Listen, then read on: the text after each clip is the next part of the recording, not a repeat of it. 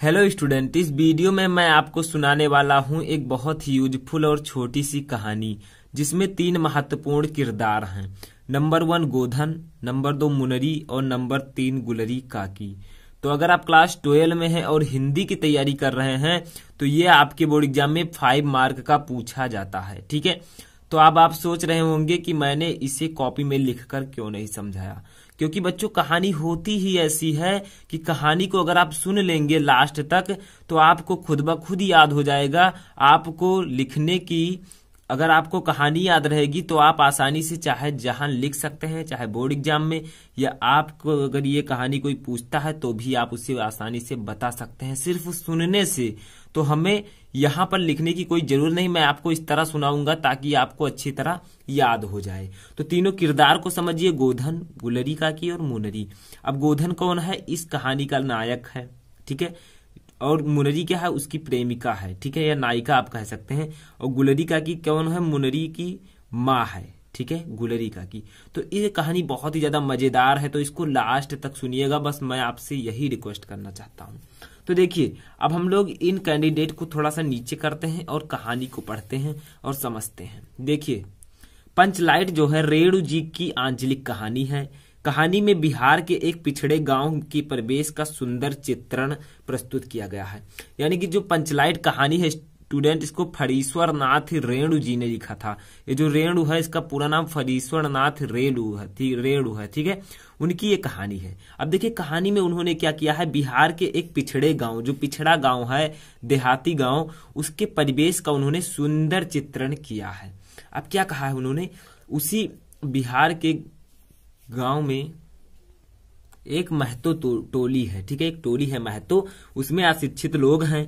उन्होंने क्या किया, रामनवमी के मेले से पेट्रोमैक्स खरीदा, ठीक है, चंदा इकट्ठा करके, जिसे वे पंचलाइट कहते हैं, ठीक है। यानी कि बिहार में एक महतो टोली में कुछ अशिक्षित लोग रहते हैं जिन्होंने रामनवमी के मेले में पेट्रोमैक्स खरीदा। पेट्रोमैक्स का चित्र आपको बगल में दिख रहा होगा, यही पेट्रोमैक्स है, ठीक है, जिसे वे पंचलाइट कहते हैं।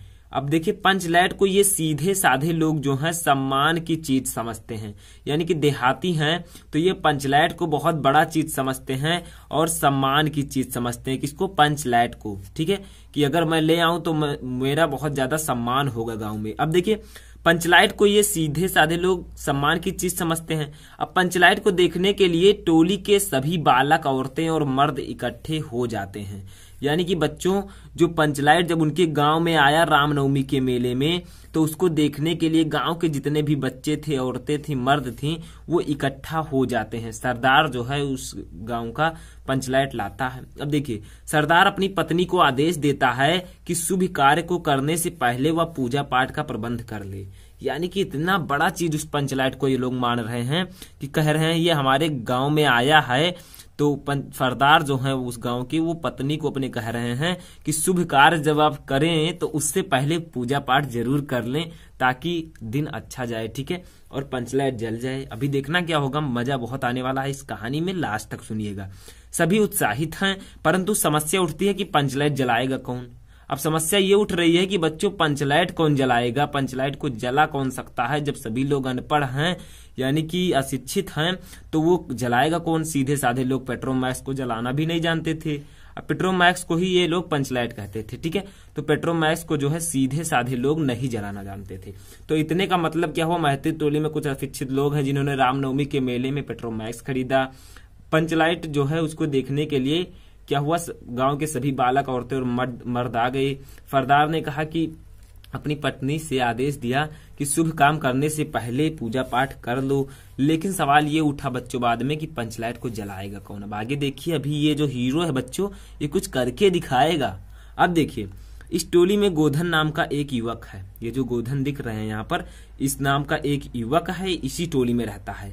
अब क्या हुआ था बच्चों, वह गांव की मुनरी नामक एक युवती से प्रेम करता था। ये भाई साहब, इनसे जो है गोधन, इनसे मुनरी से प्रेम करता था, लव करता था।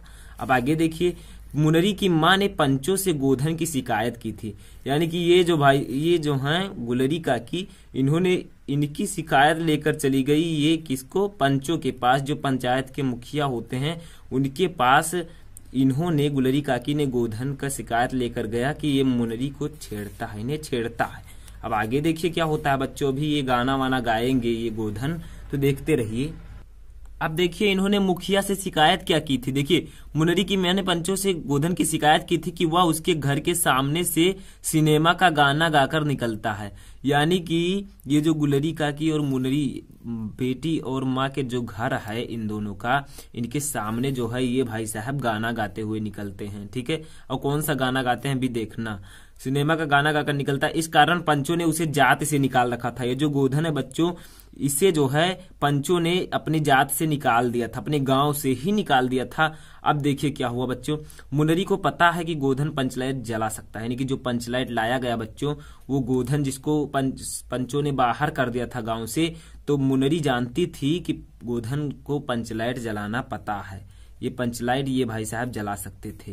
किसको पता था? मुनरी को, क्योंकि वो उसकी प्रेमिका थी। ठीक है, जला सकता है। अब वह चतुराई से यह बात पंचों तक पहुंचा देती है। ये जाती है पंचों तक पहुंचा देती है। कौन? मुनरी। ये जो है पंचों तक पहुंचा देती है बात कि जो है गोधन जलाना जानता है पंचलाइट, अपनी सखी से कहकर। ठीक है, अब देखिए पहुंचा देती है। पंच गोधन को पुनः जाति में ले लेते हैं।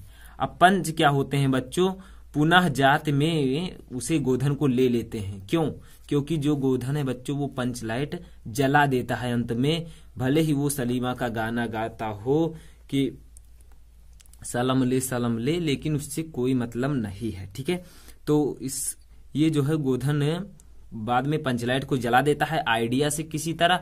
अब आप लोगों को ऐसे ही लिखना है अगर बोर्ड परीक्षा में पंचलाइट पूछा जाता है तो। अब आगे देखिए, मुनरी की माँ गुलरी काकी प्रसन्न होकर गोधन को शाम के भोजन का निमंत्रण देती है। जो गुलरी काकी हैं ये इनको निमंत्रण देती हैं, भाई साहब को देखिए इनको निमंत्रण देती हैं शाम के भोजन के लिए। क्यों? क्योंकि बहुत खुश हैं उन्होंने पंचलाइट को, ये जो है ये पंचलाइट को इन्होंने जला दिया है, तो ये इनको क्या करती हैं, डिनर के लिए बुलाती हैं। ठीक है, अब आगे देखिए पहुंचा देती हैं। पंच गोधन को पुनः जात में ले लेते हैं। अब देखिए पंच भी अति उत्साहित होकर गोधन को कह देते हैं, यानी कि पंच जो हैं वो काफी ज्यादा उत्साहित होकर इनसे कहते हैं, जिनको उन्होंने जात से निकाल दिया था। तो गोधन ने क्या किया, पंचलाइट जला दिया, तो पंच भी इनसे कुछ कहते हैं। क्या कहते हैं? तुम्हारा साथ खून माफ, खूब गाओ सलीमा का गाना। यानी कि वो गोधन से कहते हैं कि चाहे जितना गाना गाओ इनके घर के सामने से जाकर, अब तुम्हारा सब कुछ माफ हो गया है, कोई दिक्कत नहीं होगी। ठीक है, चाहे जो करो। अब देखिए पंचलाइट की रोशनी में लोग जो है भजन कीर्तन करते हैं तथा उत्सव मनाते हैं। तो इसकी रोशनी में लोग भजन कीर्तन करके उत्सव मनाते हैं। अब ये देखिए इसका कथानक क्या है। तो कहानी का कथानक सजीव है, सीधे साधे अनपढ़ लोग की संवेदनाओं को वाड़ी देने में रेणु जी समर्थ रहे हैं। इस कहानी में आंचलिक जीवन की सजीव झांकी प्रस्तुत की गई है। अब बच्चों क्या करेंगे, हम लोग थोड़ा सा यहाँ पर समझने की कोशिश करेंगे इन तीनों के साथ कहानी को। तो धीरे धीरे समझिए। अब पूरी कहानी में बोलने जा रहा हूं मात्र 1 मिनट में। देखिए कैसे और क्या हुआ था। बिहार के गांव में एक महतो टोली रहती थी जिसमें अशिक्षित लोग रहते थे। उन्होंने रामनवमी के मेले में एक पंचलाइट खरीदा। ठीक है, अब क्या हुआ, पंचलाइट को सीधे साधे लोग ये सब जला नहीं सकते थे, लेकर चले आए। उसके बाद में जब लेकर आए सरदार, तो उन्होंने अपनी पत्नी से कहा कि पूजा पाठ कर लेना, तभी इसे लाने से पहले पूजा पाठ कर लेना। ठीक है, तो ये सब हुआ। तब बाद में सवाल ये उठा कि पंचलाइट को जलाएगा कौन। अब इसी गांव में एक युवक रहता था गोधन, जो कि क्या करता था, ये जो गुलरी काकी और मुनरी थी, वो मुनरी से प्रेम करता था और इनके घर से जब जाता था सामने से, तो वो सलीमा का गाना गाते हुए जाता था। ठीक है, बढ़िया वाला। तो गाना गाते हुए जब वो जाता था, तो ये जो गुलरी काकी थी ये बहुत परेशान होती थी कि ये हमारे घर के सामने से गाना क्यों गाते हुए जा रहा है। तो इन्होंने क्या किया, पंचायत जो होती है गांव में, उनके पंच से, मुखिया से शिकायत कर दिया इन्होंने। ठीक है, तो मुखिया ने क्या किया स्टूडेंट, उन्होंने गोधन को अपने जात से ही निकाल दिया, गांव से ही निकाल दिया। तो क्या हुआ, बाद में जब ये लोग पंचलाइट लाए तो गोधन जो है पंचलाइट जलाना जानता था। तो ये मुनरी को केवल पता था कि गोधन जो है पंचलाइट जलाना जानता है। ठीक है, तो पंचलाइट इतना आवश्यक नहीं था जलाना, लेकिन क्यों जलाना आवश्यक था, क्योंकि बगल के गांव वाले मजे लेते थे। ठीक है, कि पंचलाइट लाए हैं, उसको जलाने का कोई जलाने को ही नहीं जानता है। तो मुनरी क्या करती है, किसी तरह इस बात को पहुंचा देती है सरदार के पास कि गोधन जो है जलाना जानता है पंचलाइट। तो गोधन को बुलाया जाता है अपनी गांव की इज्जत रखने के लिए। तो गोधन क्या होता है, पंचलाइट को जला देता है, जिससे गांव के लोग बहुत ज्यादा खुश होते हैं और गोधन को कह देते हैं कि खूब गाओ गाना, ठीक है। और गुलरी काकी भी उन्हें डिनर के लिए यानी कि रात्रि के भोजन के लिए निमंत्रण करती है, ठीक है। बस यही था स्टूडेंट ये कहानी पंचलाइट। अगर आपको एक कहानी पसंद आई हो, आपको एक कहानी याद हो गई हो, तो बहुत अच्छी बात है। बोर्ड एग्जाम में आपको 5 नंबर दे दिए जाएंगे। आप अब इसे आप लिख सकते हैं कि नहीं, आप मुझे कमेंट करके जरूर बताएं कि कहानी को सुनने के बाद आप इसे आसानी से लिख सकते हैं अगर सारांश आपके बोर्ड एग्जाम में पूछा जाए, ठीक है। तो करके जरूर बताना कमेंट। तो स्टूडेंट इस वीडियो में फिलहाल इतना ही। Thank you.